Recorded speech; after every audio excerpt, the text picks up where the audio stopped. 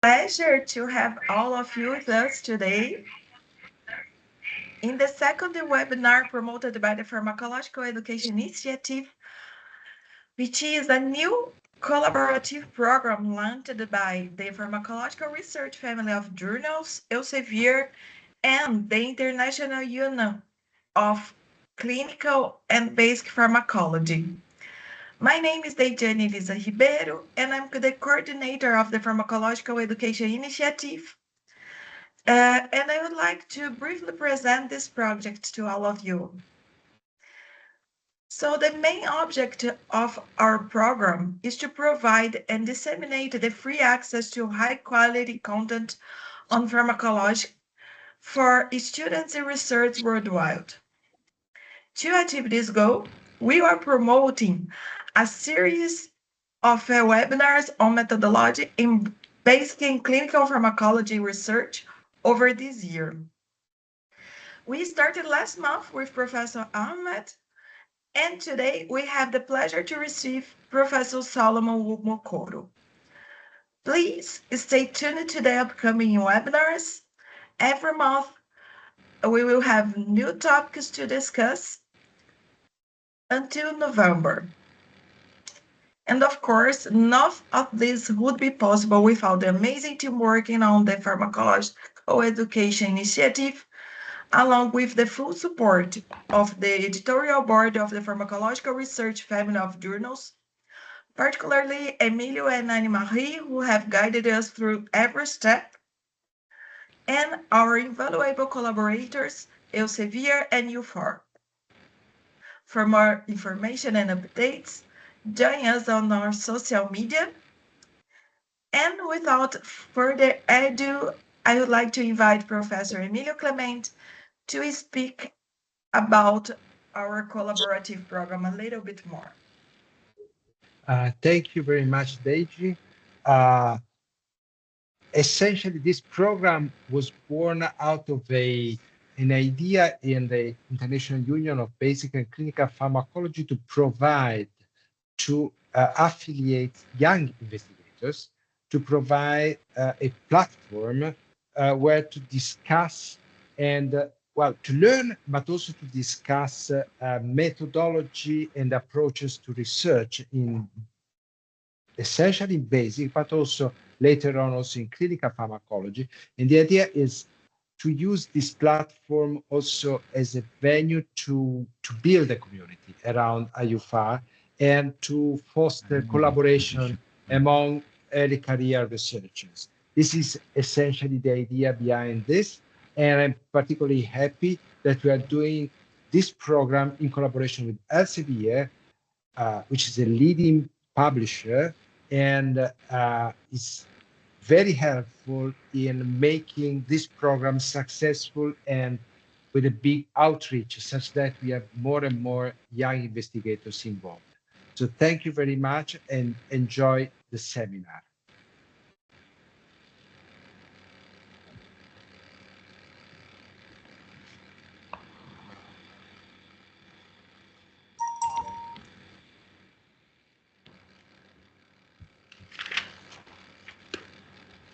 Now I would like to invite Bidemi Akindeo, which is one of the members of the Pharmacology Education Initiative, and he brought us the Professor Solomon Mokomoro.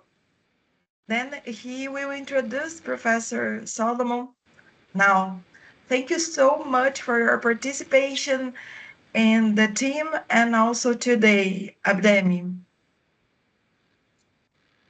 All right, thank you, Daddy. I also once again want to welcome us all to this second in the series of pharmacology education webinar brought to you all courtesy of CFAIR, IUPHAR, and the Pharmacology Research Family of Journals.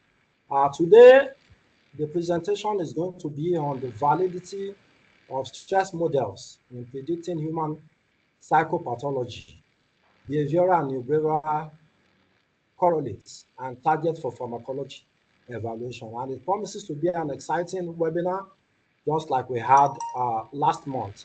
On the call today, our speaker for this webinar is Professor Solomon Umukoro. There's quite a lot of things to say about him, but for the sake of time, I will just paraphrase his bio. Solomon Umukoro is a professor of pharmacology with expertise in neuropharmacology and neurotoxicology. He had both his undergraduate and postgraduate training in pharmacology at the University of Lagos, Nigeria. Currently, is a professor at the University of Ibadan in the Department of Pharmacology and Therapeutics. Professor Umukoro has supervised 9 PhD graduates and over 30 master's degree graduates as far as the field of pharmacology is concerned. And he has also mentored younger colleagues in some universities in Nigeria, aside from those he is currently mentoring. Professor Umukoro served as a member of the local organizing committee for the International Brain Research Organization neuroscience course, anchored by the University of Ibadan as far back as 2016. He also served as the chairperson of the local organizing committee of the Igbo Neurobiology of Stress Symposium in 2022. And of course, he has also had so many other appointments at the university and national level. He is a regular reviewer for many scientific journals, quite a number of Elsevier journals, including European Journal of Pharmacology and some other journals. He has been a recipient of the TED Fund National Research Foundation grant and the Cold Spring Harbor Laboratory grant of the United States as far back as 2005. Lastly, Professor Umukoro has contributed immensely to the global domain of scientific knowledge on the molecular mechanisms and neuronal circuitry perturbations underpinning chronic stress-induced neuropsychiatric diseases. He has published over 120 articles, many of which are domiciled in high-impact factor journals and have attracted both local and foreign scientists seeking collaboration with him. And a number of his publications have been in Elsevier journals. So join me in welcoming to the stage Professor Solomon Umukoro to speak on the validity of stress models in predicting human psychopathology, behavioral and neurochemical correlates, and targets for pharmacological evaluations. Professor Umukoro, you have the floor. Thank you very much, Prof, for that excellent introduction. Good afternoon once again, everyone from here in Nigeria. I would like to appreciate the leadership of Elsevier, IUPHAR, and Pharmacological Research and Associated Journals, Pharmacology Education Initiative Program Committee, and NISPET for giving me this global platform to share insight from my expertise. I also appreciate everyone for making our time to participate. As we have from the introduction, I'll be discussing and sharing with us the validity of stress models in predicting human psychopathology, behavioral and neurochemical correlates, and targets for pharmacological evaluations. I will look at this presentation based on these contents, starting with what is a disease all through to acknowledgements. As we have been told, this webinar is centered on animal models of diseases, which I think is necessary for us to ask these two seemingly simple but important questions. The first question is, what is a disease? And the second one is, what is the genesis of human diseases? There are several various definitions of a disease that did not satisfy my curiosity, making me to conclude that defining a disease may become a hot debate, perhaps more than the conspiracy theory of COVID-19. However, I came across this definition stating that a disease is a Latin word that refers to a complete lack or absence of ease, a disorder of structure or function detectable as illness or ill health with specific symptoms. To me, this definition is still inadequate, as it does not include the possibility of a disease leading to death, even though some of the authors listed cancer, stroke, and diabetes among the diseases responsible for death of millions of people globally per year. As such, I blended some of the definitions to arrive at this, that a disease truly is a Latin word that refers to a state of complete lack or absence of ease, arising from a disorder of bodily structure, function, or mind, detectable as illness or ill health with specific symptoms that may lead to hospitalization or death, and death. The next important question is to ask, what is the genesis of human diseases, or the basis of human diseases, or what really makes us sick? That led to the promulgation of germ and terrain theories in the late 18th century to early and down to the middle 19th centuries. The germ theory says that people get sick whenever they are exposed to a germ, the doctrine of each disease to a specific germ. However, history has seen that the germ theory could not survive for more than 35 years, as it was rejected based on the fact that the mere presence of germ in our body does not necessarily lead to a disease. However, the limitation of the germ theory, which has been described as a dogma, still remains strong in terms of medical applications, especially in response to outbreak of infectious diseases which center on the three triangles of epidemiology, that is the host, the vector or the germ per se, or parasites, and the environment, which was actually neglected in the theory of germ theory from the onset for effective control of disease outbreaks. The germ theory also led to evolution of chemotherapy and vaccination, even pasteurization, all this leading to increased life expectancy. You can see a publication in Lancet, 1968, stating the limitations of the germ theory that you can access later on. On the other hand, the terrain theory, which was also found to be inadequate based on the neglect of the host factors, especially emotions and socioeconomic factors, believe that a healthy terrain will fight off almost infectious agents. The supporters of this theory hold that having the right type of terrain with strong immune system will create effective defense system against any potential pathogens, which is actually true.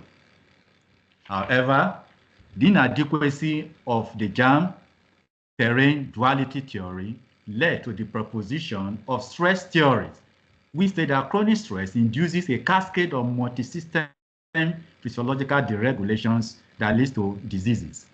Health was therefore conceptualized as one's ability to adapt and effectively respond to dynamic challenges of being alive. The centrality and the spirit of the stress theory lies in integrating the germ and terrain theory and also encapsulating human factors as drivers of our health. Some of these factors can be assessed by the article shown in the slides. Types of stressors. We have physical stressors with examples like bad weather conditions, chemical pollutants, natural disasters, physical trauma, starvation, and so on. We have biotic stressors, which include chronic infection. The germs themselves are also stressors to the body system. Organ damage and illnesses are part of biological stressors or biotic stressors. Then we have physiological stressors, also referred to as psychosocial stressors, which are limitless in number because they affect our emotion. Examples include loss of beloved ones, bullying, family conflicts, joblessness, toxic emotions, and so on. However, any stressor that persists with no hope and social support in sight can become potent psychosocial stressor. This actually explains why many chronic medical conditions and adversity are associated with depression, suicidal tendency, addictive and violent behaviors. Effects of stress on the body. Stress affects all the organs of the body, including the immune system, via cortisol, affecting glucocorticoid receptors and affecting all the organs of the body. The next slide talks about trying to explain the basis of chronic stress-induced diseases. Cortisol is the primary mediator of the effects of chronic stress on the entire body system, the brain and the immune system. This explains why chronic stress causes multiple pathologies. As such, cortisol affects all the organs of the body. Stress-induced pathologies, therefore, are related primarily to cortisol-mediated activation, oxidative stress, inflammatory pathways, and deregulation of signaling. Not only that, chronic stress also results in depletion of stress-protective mechanisms that we cannot list on the slides. So many of them, as you can see, some being listed, including heat shock protein. The doctrine of autopharmacology supports stress chronic theory of human diseases. This theory was promulgated by Henry Dale in 1933, which stated that the formation and release of endogenous biological substances, which he refers to as mediators of diseases, is the basis of all chronic human illnesses. Some of these substances include prostaglandins, histamine, serotonin, leukotrienes, nitric oxide neurochemicals, and so on. So many as we know them today compared to the days of Henry Dale. And these chemicals, as we all know, are released from body cells, such as mast cells, leukocytes, neurons, injured tissues, and so on. As the slides on our right trying to show to us a neuron releasing the neurochemicals from the nerve terminals down across the synaptic cleft, interacting with the postsynaptic element of receptors, which has several targets for drug actions. For example, drug can block the synthesis, it can block the release, block the reuptake, and then interfere with the neurotransmitters or the molecules at the receptor level, either as agonists or antagonists. All this suggesting to us that this theory indeed is the cornerstone of pharmacology, as drugs target the actions of these chemicals at various sites. Some are listed down to signaling transduction system. The finding that these chemicals, mediators, and many others that we cannot just mention are released in response to a variety of stressors further support chronic stress theory as basis of many chronic human diseases. I'm recommending this article by Panosiak et al. 2021 for a detailed chemical mediators underlying chronic stress-induced pathology and premature aging, also discussing the role of specific genes in stress-induced pathology. Socioeconomic policy and public health implications. These have been shown to affect the health of citizens via several mechanisms.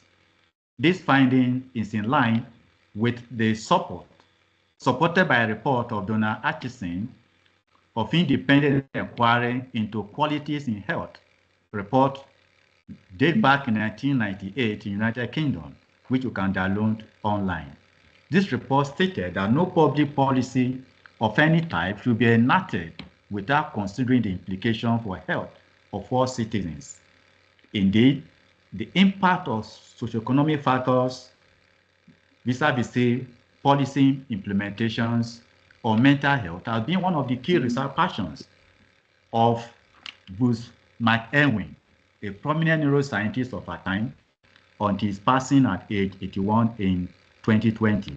I read his tribute not too long ago, and from that tribute, I learned that he had about 1,400 articles with over 130,000 citations, all in neurobiology of stress. In fact, it's a giant when it comes to stress studies.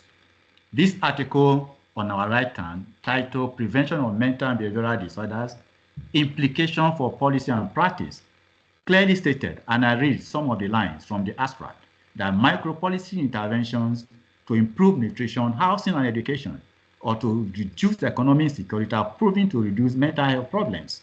Specific intervention to increase resilience in children and adolescents through parenting and early intervention and programs for children at risk for mental disorder, such as those who have mentally ill parents or have suffered parental loss or family destruction, have also shown to increase mental well-being and decrease depressive symptoms, actually suggesting the importance of social support and the impact of national policy on the life of the individuals or citizens of any nation.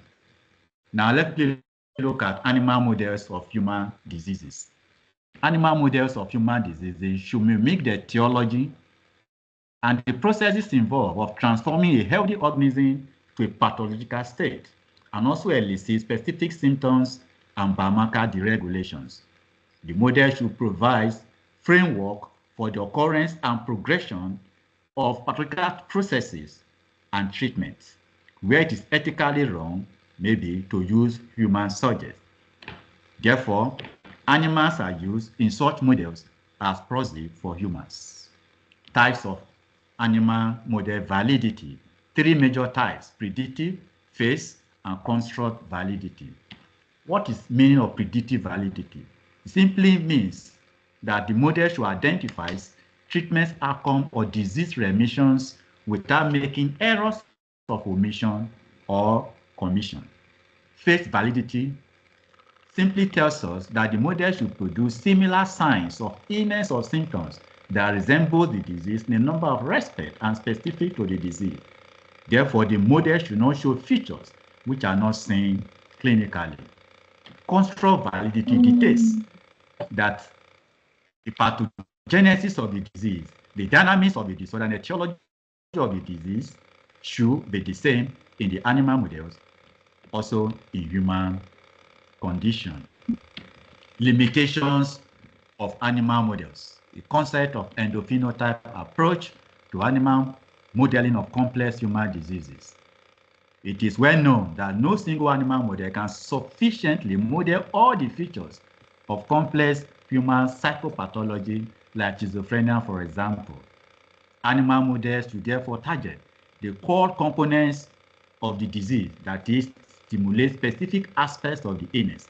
Such components of key representation or symptom clusters of disease are called endophenotypes. Now let's come to the subject of the day, which is animal stress models of human psychopathology. These stress models are aimed at reproducing the features of chronic stress-induced psychiatric disorders and to correlate the behavioral, biochemical changes in brain morphology with specific disease and targets for pharmacological treatment. The major differences among these models we are going to look at this afternoon include the age of the organism, the gender, duration of stress exposure, and nature of the stressors. Predictive and double multiple stressors. Majorly, we have two models, predictive and unpredictable. Predictive stressors are acute stressors, which include restraint, shock, forced swimming, cold, loud noise, novelty, sleep deprivation, hypoxia, and social conflict as examples. These stressors can be applied for a short period of time, and the actual response can be monitored during the stress and after the stress session with pharmacological intervention of interest. However, they can also be adopted subchronically or chronically, but tolerance and adaptation can occur, which is the major disadvantage of predictive stress models. On the other hand, typical chronic stress models that closely mimics how human beings encounter multiple stressors in a manner that we cannot predict on a daily basis. So it clearly pictured the way we get exposed to stress. Now, specific stress models. The first one we are looking at is forced swim stress. The forced swim stress model is a physical stressor whereby a rodent is forced to swim in water at room temperature, cold or hot in a cylinder. Duration of active swimming, latent swim mobility, total duration of immobility, and time to exhaustion are some of the behavioral parameters often measured in this model. It has been well shown that rodents exposed to forced swimming stress show increased immobility, which indicates a state of hopelessness, despair, loss of energy, vitality, and reduced motivation, which are core symptoms of depression, showing good validity. The model also has good predictive validity in detecting antidepressant treatment and control validity in causing or inducing some neurochemical changes and with other chemicals that are consistent with depression pathology. The next one is about restraint stress model, which is widely used to induce gastric ulceration and neuropsychiatric disorders like depression and anxiety.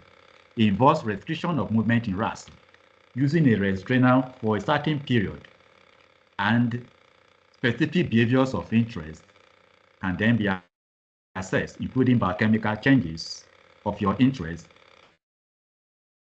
down to genes expression for specific pathways can also be assessed, and that depends on the investigators. We have hypoxic stress model for human psychiatric disorders. Hypoxic stress is a very potent stressor, especially the brain cells are the first set of body cells that suffer from oxygen depletion. The most popular and reproducible model for hypoxia induction involves placements of rodents in specialized chambers purged with oxygen-depleted gas mixture of nitrogen or carbon monoxide. You can see that reference for details. However, in our lab here in Nigeria, we have adopted the modified version of Correlates et al. 1975, wherein mice are subjected individually to hypoxic stress for a certain period of time. We use 20 minutes based on our previous studies in an airtight cylindrical vessel for 14 days or 21 days or a week as you desire. Then cluster of behavioral of interest, biochemical changes, brain morphology can be assessed after the stress session. In fact, this procedure appears to reflect the natural and gradual transition of the organism to a pathological state without the confounding factors of toxic gases. However, this type of debate is not before us in this presentation, or which one is better. We have used this model I've just described in our lab here to investigate the neuroprotective effects of various bioactive compounds on hypoxic stress-induced psychopathology. Our findings have been published in many high-impact factors journals, including the one shown on the slide by Olubemide et al., which revealed that hypoxic stress mice exhibited anxiety, depression-like symptoms with biochemical and neurochemical changes, including neuronal changes. Maternal stress, isolation stress, and resident intruder stress models. These two models are widely used to model human aggression and violent behaviors and pharmacological evaluation of what we call serenes, anti-aggressive agents. The serenes are agents suspected or expected rather to reduce aggression or abolish aggression without affecting other specific behavior, especially defensive mechanisms. So that's what they are supposed to do. Aggression is a deliberate action that leads to harm or death of an organism, while suicide is an aggression against oneself. Frustration theory of aggression that was given by Dollard in 1939, trying to explain the genesis of aggression. And that theory tells us that aggressive behavior always presupposes the existence of frustration, and frustration always leads to some form of aggression, suggesting a link between aggression and frustration like that of the Siamese twins. Frustration also leads to depression and addiction. Not only that, it can also lead to seeking for escape route from the mediator of the frustration. For example, the Japa syndrome in Nigeria due to perceived economic hardships. However, chronic stress, especially of psychological domain, is the basis for aggressive tendency, as chronic stress can lead to depression, and that can result in frustration or vice versa, and then you have aggressive tendency. The neurochemical basis of aggression has been linked to reduce brain serotonin, commonly known as serotonin hypothesis of aggression, reduce brain glutamate, noradrenaline, increased brain glutamate and noradrenaline, coupled with reduced brain GABA levels, are other neurochemicals associated with aggressive behavior. This is a video showing aggressive animals from our lab in response to invitation of Professor Paul Winner in 2012 to submit an article for special inclusion in behavioral pharmacology. So this video shows the aggressiveness of the maternally deprived mouse attacking the intruder, and the latency to attack, total aggressive score, can be measured for 5 or 10 minutes, and behavioral changes coupled with chemical changes, gene expression of your interest can also be done. This article, published in 2012, revealed that intervention, which is metajasmonate, reduced the latency to attack and total aggressive behaviors, and also restore depleted brain level of serotonin. Drosophila model of aggression. For ethical reasons, Drosophila is being considered as a model organism for studying aggression. Alcohol vapor has been shown to trigger aggression and fighting behavior in Drosophila. We have used this flight in our institution in Professor Amos' Biology Laboratory at the University of Ibadan to evaluate movement disorders akin to Parkinson's disease and aging process, as reported in this article by John et al. 2022. However, we need training on its use for aggression studies. To this, I contacted Dr. Hemadirish of my intention to source for funds to organize a workshop on animal models of aggression. His reply to my letter was quite encouraging, and he reads, "Dear Solomon, I look forward to speaking to the students and postdocs. Perhaps they will be inspired to move into the flight field and perhaps even do a screen. We just published a review highlighting the need for a screening procedure to unravel the mystery of aggressive behavior." And I really appreciated him. He sent the review article along with his letter, clearly stating from the abstract that Drosophila has emerged as a powerful model system to understand the mechanisms that regulate aggression. Social diffuse stress model for human psychopathology. This model is widely used to investigate the impact of psychosocial stressors on mental health, replicating the impact of bullying, social conflict at workplace, family settings, victimization, so on and so forth. Any stressor that affects our emotion, that is what this model is actually targeting. And this involves exposure of a rodent, the intruder to a resident aggressive counterpart for 5 or 10 minutes, confrontation, weekly for a week, daily for a week or more, as you decide. The socially defeated animals exhibit anxiety, depression, cognitive deficits, and post-traumatic stress disorders.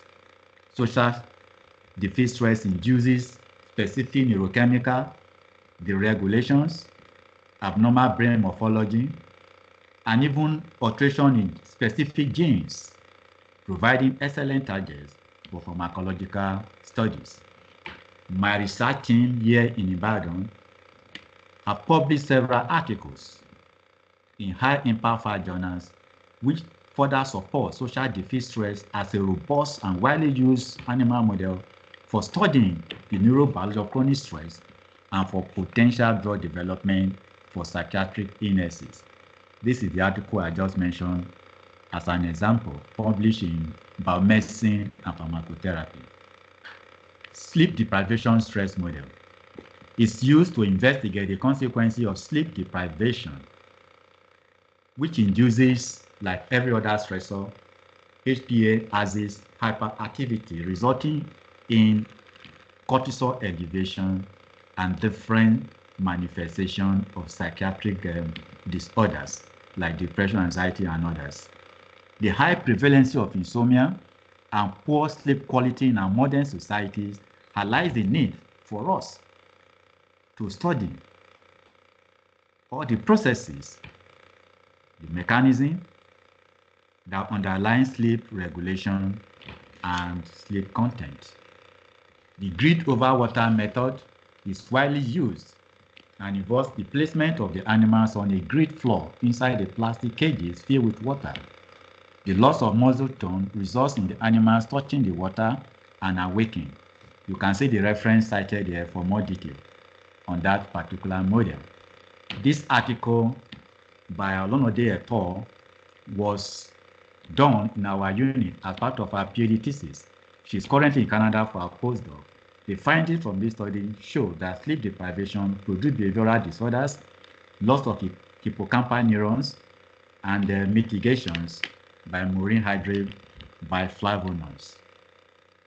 Animal models of post-traumatic stress disorder involve the use of physical, psychosocial stressors applied either individually or in combination to precipitate the phenotypes that characterize post-traumatic stress.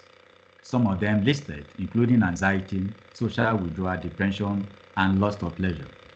The physical stressors used for this model include electric shock, underwater trauma, and single prolonged stress, which I will briefly describe.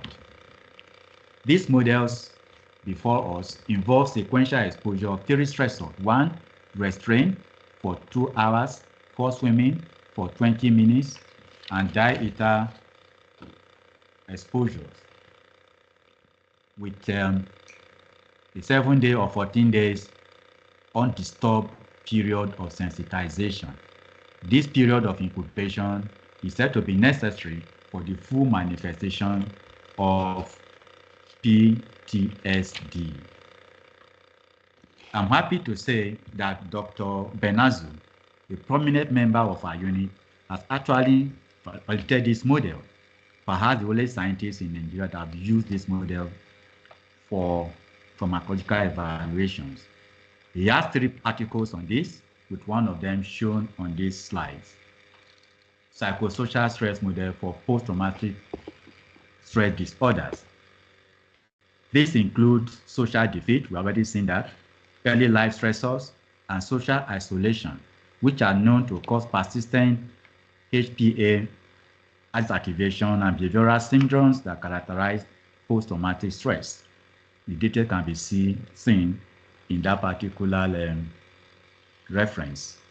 Let's quickly talk about chronic, unpredictable chronic mind stress models. This involves exposure of rodents to various physical and psychological stressors in a manner that the organism is unable to adapt to, unlike the predictable stress models. This model is believed to be the most suitable for evaluating the neurobiology of chronic stress in rodents, as it mimics in humans psychological changes such as depression, anxiety, memory impairment, and many others, including addiction, psychotic manifestation with the biochemical changes and even brain structures that are linked to chronic stress. Chronic stress have been found to cause depression, and these stressors can be applied in a random manner for a specific period of time, 7 days, as you can see in the protocol described by Kane et al. 2020, which involves 7 days exposures. After the stress period, as you desire, you cannot do several behavioral tests of your interest, including biochemical and even down to gene expressions of your interest. So animals exposed to these multiple stress models are known to show depressive symptoms, which are well highlighted. like this paper on our left-hand side, reported that this model is the best and widely used for study of depression that was developed more than 30 years ago by Paul Winner. And there are several articles, over 2,000 have been published, using these models to assess for novel compounds with potential antidepressant efficacy. I must recommend a review article by Danny Elisa Riberos for detailed neurochemical changes, including that of purine signaling pathways in chronic stress-induced depression as various targets for treatment. It's a very excellent review. You can look at it later on. However, we have used 14-day stress test schedules in our lab for detection of novel compounds with neurogenic properties and for other psychiatric conditions, especially depression. These articles before us is part of the PhD work of my student, Dr. Ritoke Aloko, which she did in Italy. And the article clearly shows the exposures of male mice to multiple stressors in the manner shown on the slide causes degeneration of dendritic spines, of the amygdala, of CA1 of the hippocampus, and the prefrontal cortex, and the mitigation by methyljasmine. This is a question before us. Any link between stress and Parkinson's disease? As we know, it's a disease that has to do with movement that is common in the elderly and due to loss of dopamine neurons, implicating oxidative stress and neuroinflammation as a factor or factors in the death of neurons, thereby linking chronic stress to Parkinson's disease. Not only that, they find that motor and non-motor symptoms of this disease can be replicated in animal stress model, further suggests that chronic stress has a role to play. Parkinson's disease is known to be common in elderly that have a very high burden of stress level, further supporting the role of stress in this disorder. Not only that, the knowledge that Parkinson's disease occurs after the death of most of the dopamine neurons further support chronic stress involvement.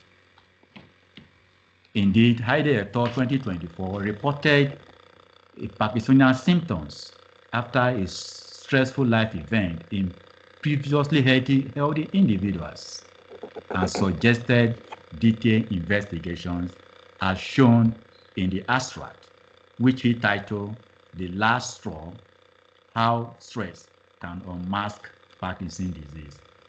Chronic stress and psychosis quickly. Chronic stress exposure have been long implicated in the genesis of psychiatric disorders, with evidence from epidemiology studying involvement of suggesting the involvement of chronic stress. And animal models of schizophrenia utilized early life adverse events such as post-weaning maternal deprivation, social isolation that we already discussed. These are very important animal models for induction of schizophrenia. And these models are consistent with phase validity in causing behavioral changes that listed in the slides that characterized the chronology of schizophrenia. These articles show to us that chronic stress can exacerbate chemically induced psychosis. For example, chronic stress increases amphetamine sensitization, commonly known as cross-sensitization, in exacerbating the positive symptoms of stereotypy and hyperactivity due to high level of dopaminergic activity.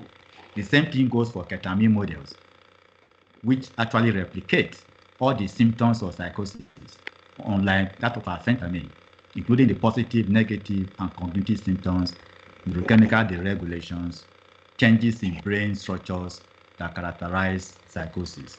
This article is actually telling us that psychosocial stress can exacerbate the effect of ketamine and probably suggesting that the two combinations can be used as a model to precipitate chronic schizophrenia, further highlighting that chronic stress is very crucial in the genesis of psychotic disorder. Chronic stress and addiction. Addiction is a psychiatric disorder characterized by compulsive use of addictive substances, neurochemicals like dopamine, GABA, glutamate, serotonin, acetylcholine, noradrenaline are implicated in the genesis of addiction and relapse.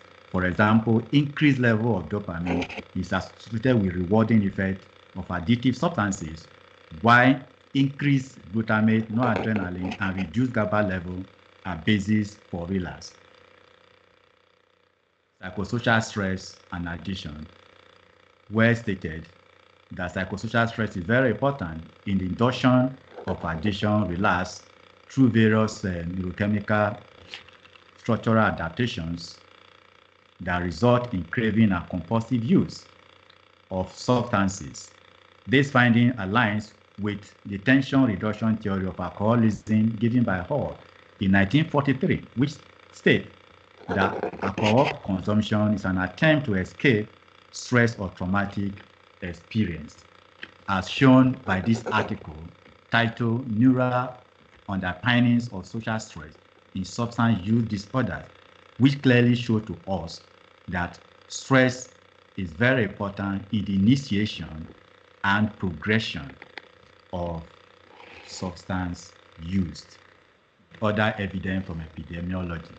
We look at quickly some of the animal models that involve studying alcoholism. One, voluntary alcohol model.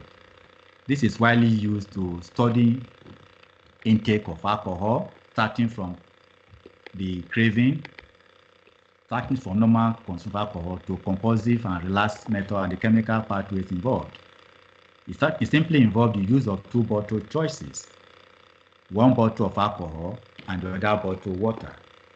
And the intake of alcohol can be measured over a specific period of time, as long as 28 days or more, to establish compulsive drinking and craving behavior. On our left-hand side, Coty et al. 2022 describe these procedures of the drinking behavior, where you have two bottles, one alcohol, one water. The first day of the experiment, you have two bottles, like Sunday, as he described it, you have two bottles of water. Then on Monday, you remove one bottle of water and replace with alcohol. On Tuesday, you replace the water, having two bottles of water alone. Then on Wednesday, you bring in the alcohol bottle, but you change the position of the alcohol on the cage. Down through the period of the study, like 4 weeks as he stated. After the 4 weeks experimental procedure, you can do all your tests of your interest, including gene expression, if you can. He stated, according to him, that this procedure of swapping alcohol position and removing the water bottles and filling with alcohol appeared to induce addiction and compulsive drinking more than the normal drinking process earlier described. Compulsive alcohol drinking models, this can be done using quinine method, whereby the rats are exposed to two choices of drinking from the bottle of alcohol or mixture of alcohol and quinine. Full shock resistance alcohol model has also been used to investigate alcohol craving or addictions. However, the full shock model has been criticized and has been also found to reduce subsequent alcohol intake, showing the power of pain over pleasure, as pleasure disappears when pain arrives. Rodent models for relapse is similar to what we have just said. This, after establishing alcohol addiction, then there will be alcohol deprivation for a certain period of time. Then you can study cluster of behaviors like anxiety, depression, motor function, postural instability, cognition, and even cardiovascular parameters, which are good pointers to withdrawal symptoms in humans, and several neurochemical changes of your interest that can serve as target for pharmacological intervention. Chronic stress and alcohol addiction, we have said a lot about it.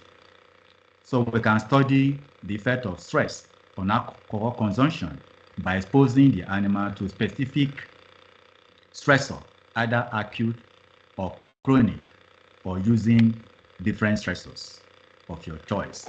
Then after that, you can measure alcohol intake, and then behavioral changes that are linked to withdrawal symptoms earlier listed can be measured both in stress and non-stress groups, including neurochemicals, neuronal changes as possible target for pharmacological interventions. Recommended article on stress and addiction. This article is hereby recommended for us to read more, showing to us that stress is very important in initiation and perpetuation of addiction.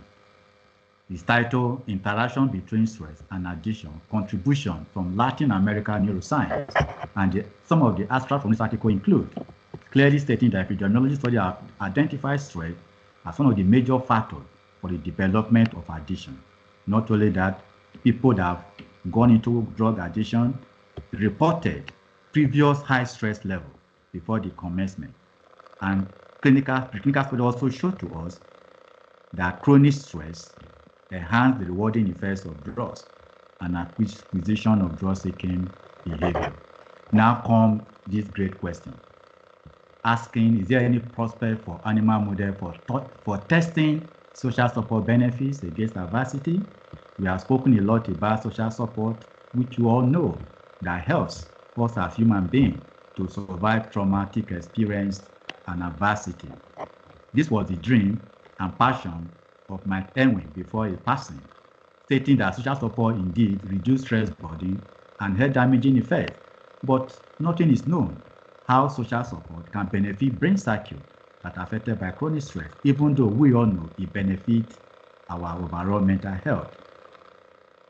Well, this great scientist has gone to rest. It's not left for me and you. This came about 2007 and now 2025, yet there's no model that can test it. So there's need for us to brainstorm on the purpose of developing animal models for unraveling the complex pathological changes in the social support benefits in adversity. This study might be important. Why?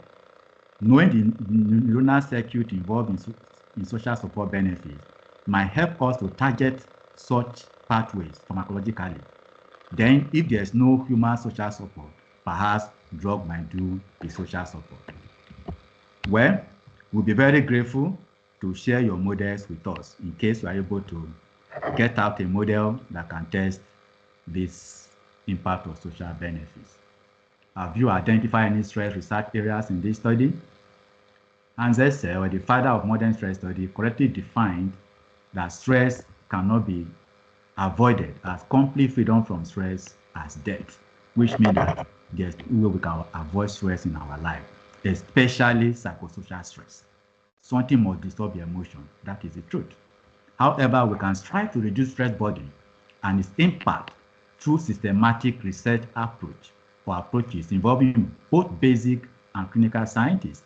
Public health scientists can look at the interplay between stress and chronic disease in relationship to our lifestyles, occupational stress, natural disasters, abandoned children, etc.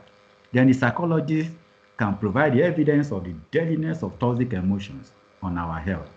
We, the pharmacologists, related scientists, can join Professor Panache in unraveling the complex processes involved in chronic stress pathology and in search for adaptogens for stress mitigations. I recommend his down to earth articles to you, very many from the 80s till now. Almost every year, you always publish a review. Excellent review, very detailed. You can search out, you will see many of them. This article will indeed broaden your knowledge and elicit your interest on stress pathology and evaluations of adaptogens. We welcome you everyone to the broad and expanding field of chronic research in our attempt to defeat this common hidden deadly foe of humankind. Conclusion. Chronic stress plays key roles in the genesis and progression of many chronic diseases and a major trigger of violent and addictive behaviors across the globe. There are several animal models that we can use to study human psychopathology and target for therapeutic evaluations. However, there is a need for neuroscientific studies in understanding the complex neurobiological interplay between chronic stress and neuronal pathways underlying social disease. I understand that a talk of this nature will attract several comments and questions that may need more time and consultation to address them successfully. However, you can reach out to me or some of my research team listed by our side there on the slides for further clarification and collaboration. Acknowledgement quickly. I want to thank the leadership of Elsevier, particularly and Purepodon, a senior publisher for Elsevier. I thank you so much, ma'am, especially for your excellent communication and unparalleled cordiality. I've learned a lot from you. I also want to thank the president of IUPHAR, Professor Francesca Levy-Sefer. I read your motivation a few days ago, and I got this interesting information that pharmacology is the most important science the world needs. The world needs pharmacology more than ever. And our teams are also appreciated. I also want to thank Pharmacological Research Family of Journals, headed by Professor Emilio Clementi, who is also the Secretary General of IUPHAR. All of you putting together this great initiative and providing for us, especially in Nigeria, this global platform on pharmacological education and capacity building. I appreciate Dr. Edeni Elisa Ribeiro, the coordinator of this program, and a vibrant team for the planning and organizing this webinar. I thank my good friend, Professor James Akindele for recommending me for this webinar. God bless you, sir. Always proud of you. I appreciate NISPEC leadership and also the board of NISPEC, Professor Olufunke Adeyemi, Professor E.O. Iwalewa, and Professor P.O. Aka for their support. I want to appreciate all my senior colleagues, my colleagues and junior colleagues in all departments of pharmacology and other departments in Nigeria for their support and encouragement. I appreciate the Vice Chancellor of University of Ibadan, Professor Kayode Adebawale, for his support. I want to thank my research team and the NeuroLab members for their contribution toward the tremendous growth of the unit of the University of Ibadan, Nigeria. I want to thank Dr. Ajayi especially, Dr. Benazu, Dr. Folabi, and Mr. Adeleke Paul for their contribution towards the preparation of this seminar. I want to thank Dr. Ben again, especially for encouraging me to present this webinar. He tried and tried to convince me. Many times I turned it down that I don't have the time, but as usual, he had his way. Thank you, Dr. Benazu. On behalf of NISPED, I want to especially thank IUPHAR for recognizing our young association, and that we are indeed grateful as we can feel and sense the readiness of IUPHAR to take NISPED to greater heights. I thank my family members for their support. I also acknowledge the support from University of Ibadan, National Brains Organization, Health Forever Product Limited, Telfon, and many others. Thank you for listening, and God bless you. Thank you so much, Professor Umukoro, for a very educative and insightful presentation. Highly loaded, and I want to appreciate the delivery of the presentation. And I also want to join you to appreciate the platform that has been provided for this presentation and the opportunity for so many people to join and benefit from this presentation. We can drop our questions. I expected that we'll be dropping our questions in the Q&A box as the presentation was going on, so that we save some time. But we may also give room to one or two persons who may want to unmute themselves and ask their question. Professor Umukoro has taken us through a lot of things as far as this presentation is concerned. It started with the concept of the germ and telling theories and how both come together to form the stress theory.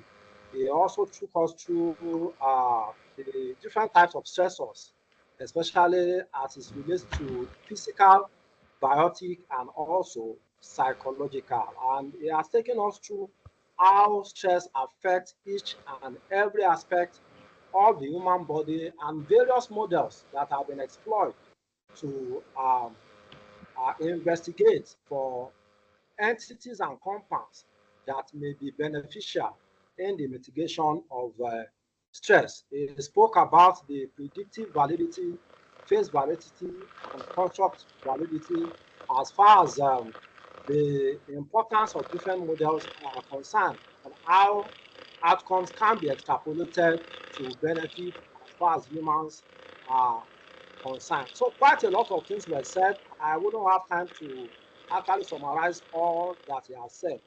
But one thing that I want to mention is that he concluded by asking a question and challenging each and every one of us about the prospect of developing animal models for testing social support benefits against adversity.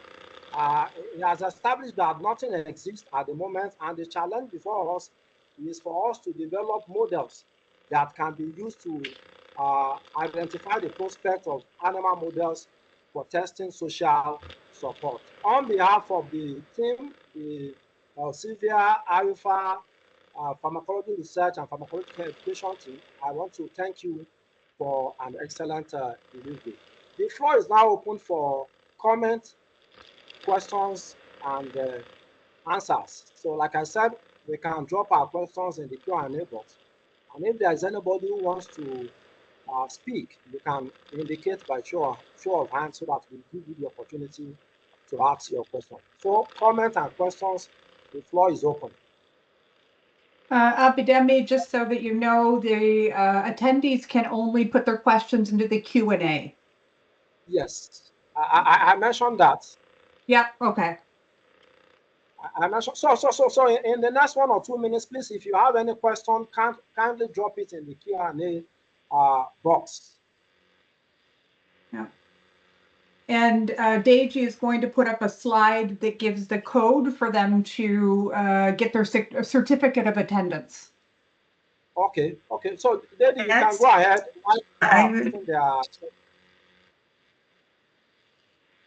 Deji, please go ahead. Professor, if you go to stop to share your presentation, please.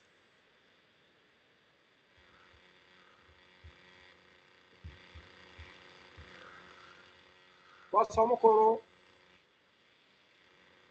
Yeah, okay, thank you.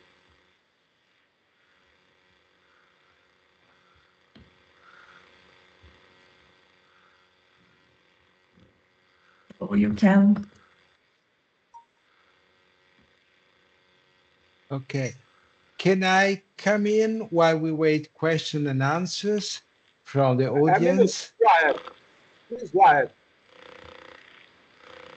Thank you. So it's just a general comment for all our young attendees.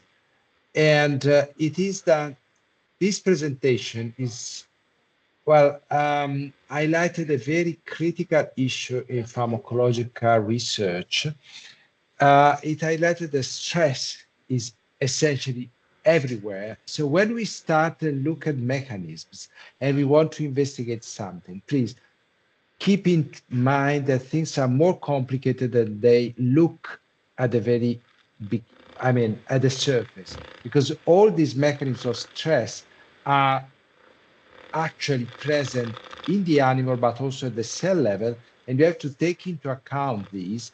And unless, the risk is that you end up with, let's say, sort of misleading results at the end of the day. So that is very important. Science is, in pharmacology is a very complicated intermingling action and reaction of pathways. So I see so many papers that appear to be so straightforward. This is the mechanism by which this happens, And you see then another tens of papers saying that this other mechanism is the one, and this other mechanism that probably they are all right. They don't take into account the complexity that this low level of stress is generating. And I mean, it's present everywhere and in every system. So really, Solomon, thank you very much for highlighting these aspects to us. Thank you. I'm very grateful for the comments, sir. So grateful. Thank you. Thank you a lot.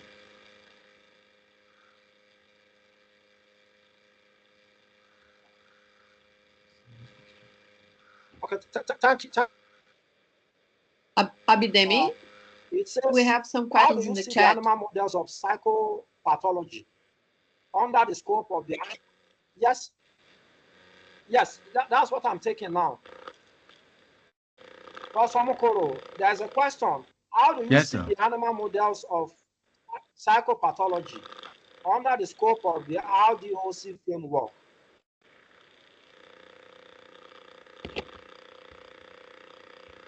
Okay, thank you Yeah, for your appreciation. And thank you also for the question.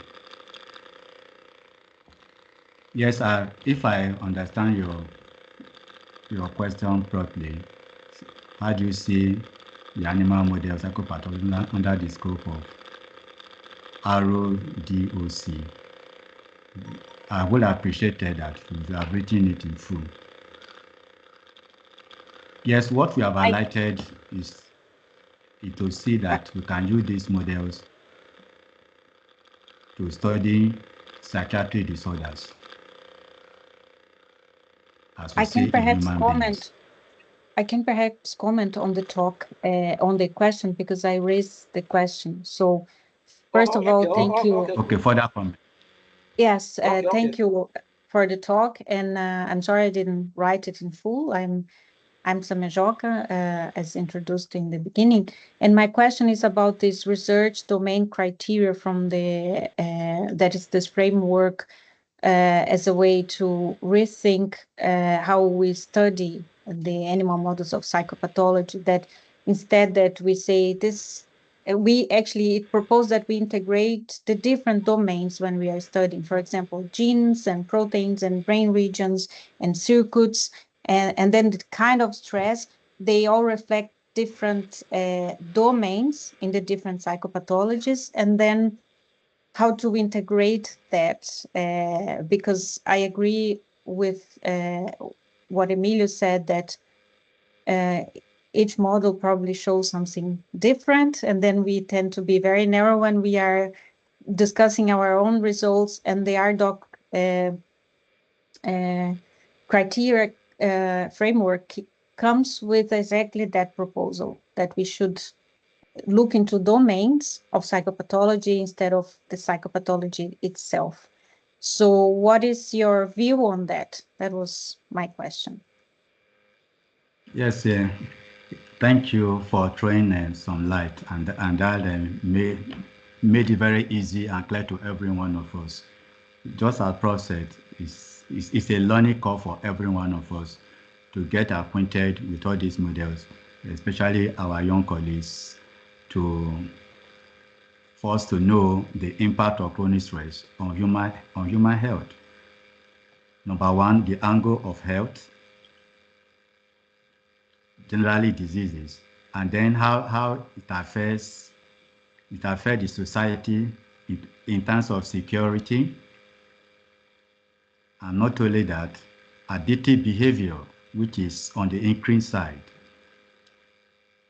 All these need to be tied together, and therefore we need a model to evaluate them. As we rightly said, the psychopathology or psychiatric diseases they are very complex, and a single model cannot handle them. And that is why it's being suggested by experts that there's need for us to look at specific domain, hence the concept of endophenotypes, which trying to look at core component of the disease. We can't capture all the features of psychiatric disorders in humans. into a single animal models. So there's need to break it down into several domains. And these entities might include specific behaviors, specific domains of behavior, as you actually said, and then two, neurochemical coloration or deregulation in level of chemicals in the body. Because the impact of stress, chronic stress, generally has to do with release of bad chemicals and the depletion of good chemicals in our body, which is in line with Dale concept of photopharmacology that he proposed many years ago. The third component could be the interplay of genes and stress. And as I actually said, that if you want to get detail the bad interaction of chronic stress, behavioral outcomes, neurochemical changes, and gene expression, I would recommend my Ewing papers and Panachon papers for us to read. So your comment is very relevant that these diseases cannot be packed. So we have to look at them as domains step by step in terms of behavior, biochemical, and gene expressions, and see how we can associate them together. I appreciate your comments and the question. Yeah, the beautiful Professor contribution. Samuel, any additional comments in response to the answers to the question? Hello, Professor Samuel. Any additional comments? Yeah, no, I just said thank you. Sorry, I didn't hear you were talking to me.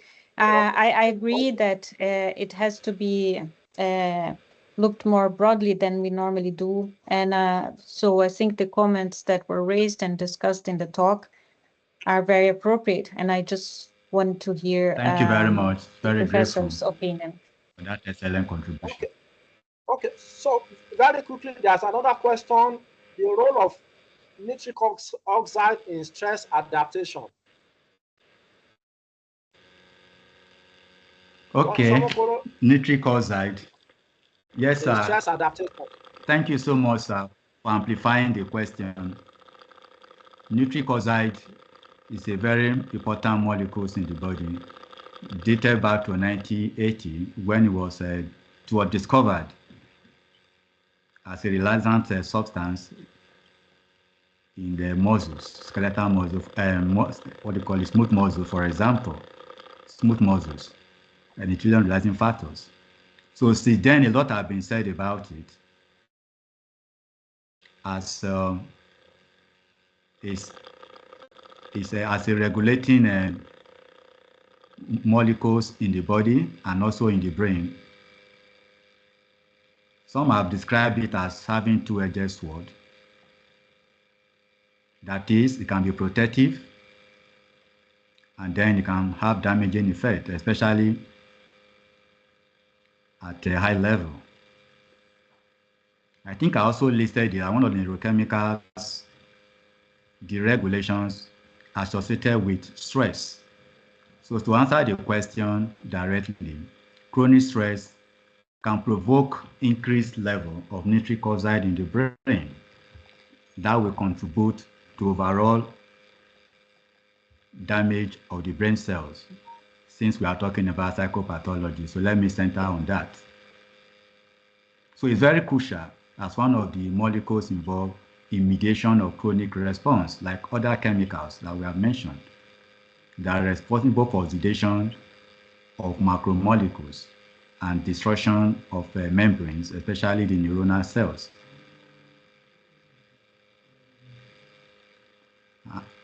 And they can also serve as a target for drug investigation.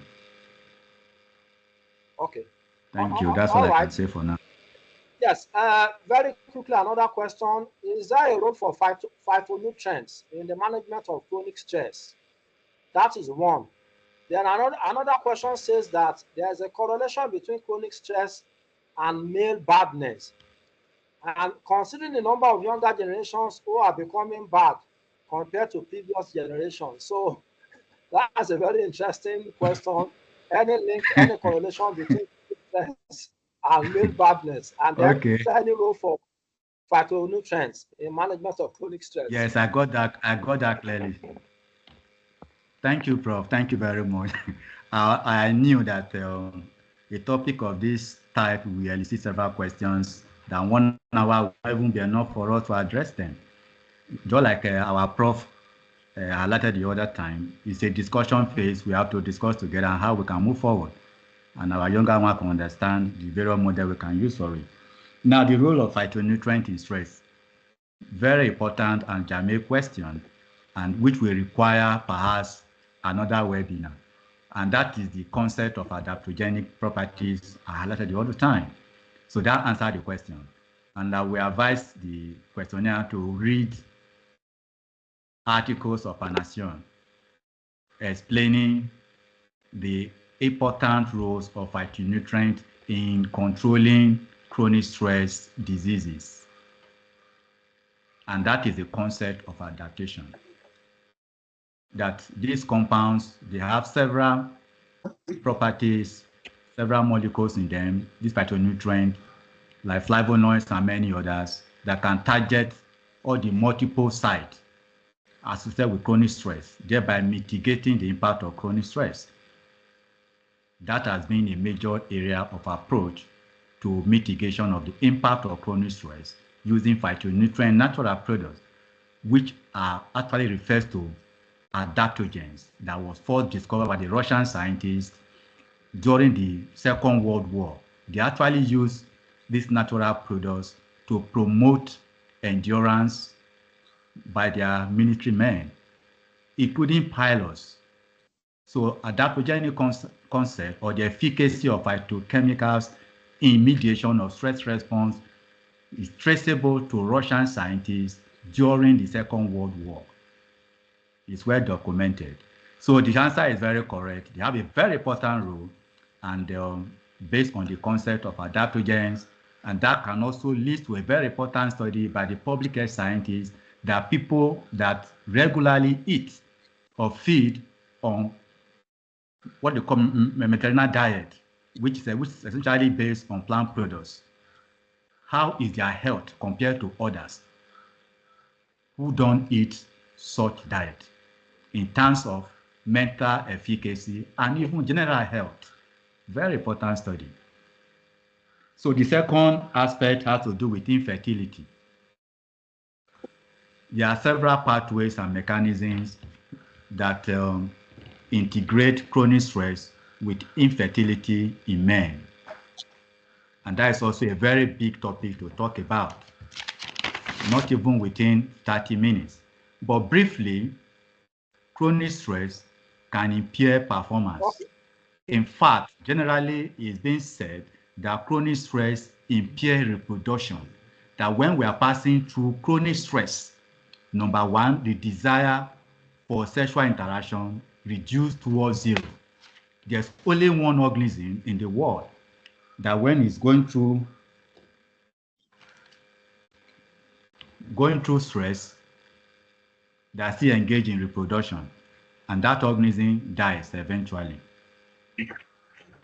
But in regards to baldness, yes, chronic stress is very, very important in inducing that condition, and also graying of the hair.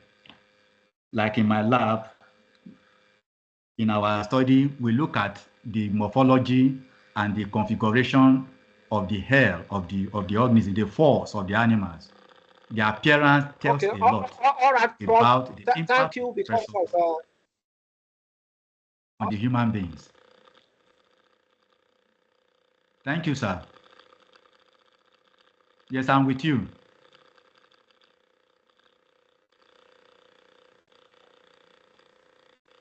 Hello, can you hear me? Prof, sir, can you hear me? So chronic stress can promote baldness and loss of hair in humans. I think I saw a question of post-traumatic stress.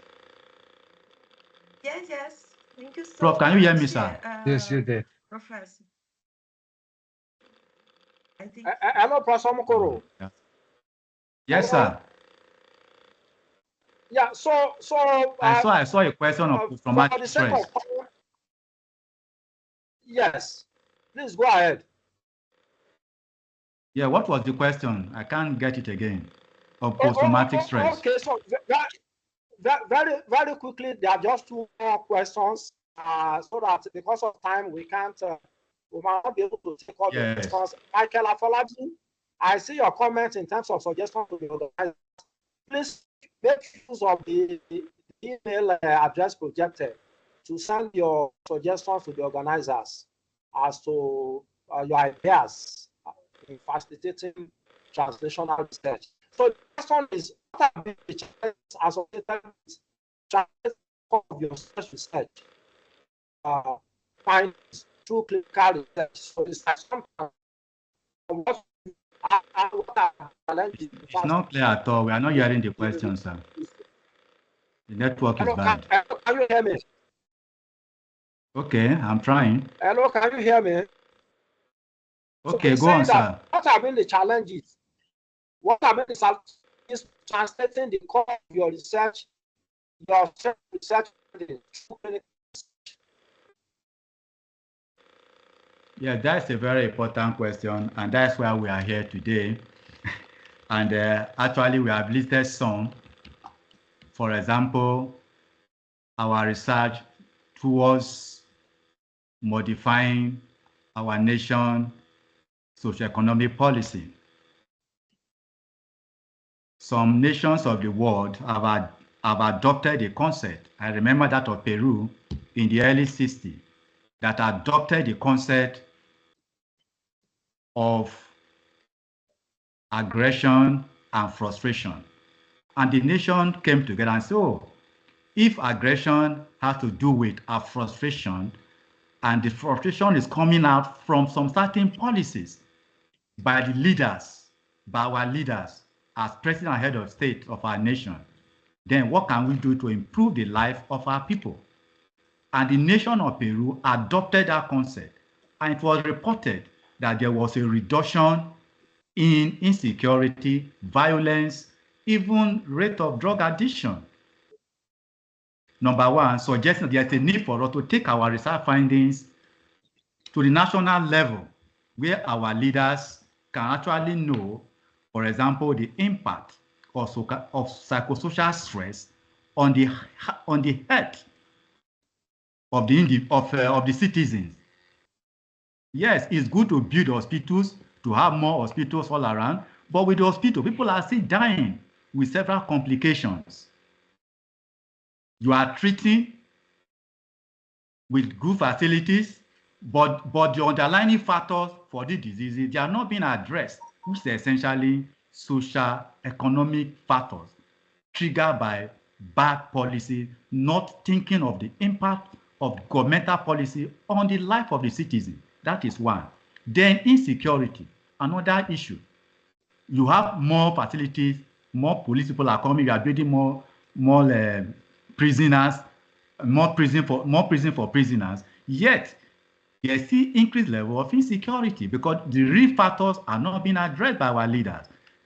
There is a challenge. How can we take that to our leaders from our lab as an example? Then perhaps those of us who are close to the center of power can help us do that, channel our findings to our leaders. Then coming back to the scientists, from the lab to the bench. That's another big issue. How do we take our research findings from preclinical to clinical stage? All the bottlenecks involved needs to be dismantled, and that will not be easy at all, especially in countries in Africa. Prof, I'm sure you are aware of the problem we are facing, but believing that with time, something will be done about that. Thank you. Okay, so I think we'll just end it here because of time.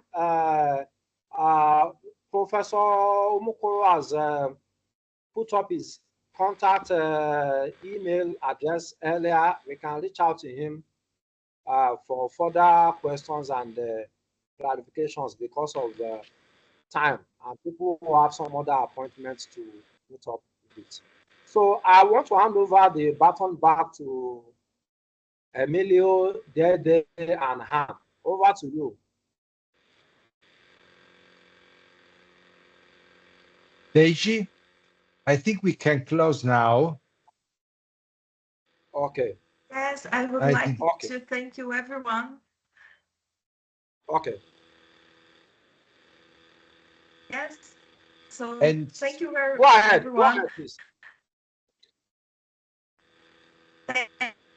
Thank you, Professor Solomon and Abidemi, for conducting. Stay tuned for the next webinars and see you next time. in April. Yeah. Bye, everyone. Thank you very much for the Bye, opportunity. everyone. Thank you. Yep. Bye. We are grateful. Bye. Bye. Bye, everyone. Bye-bye. Bye.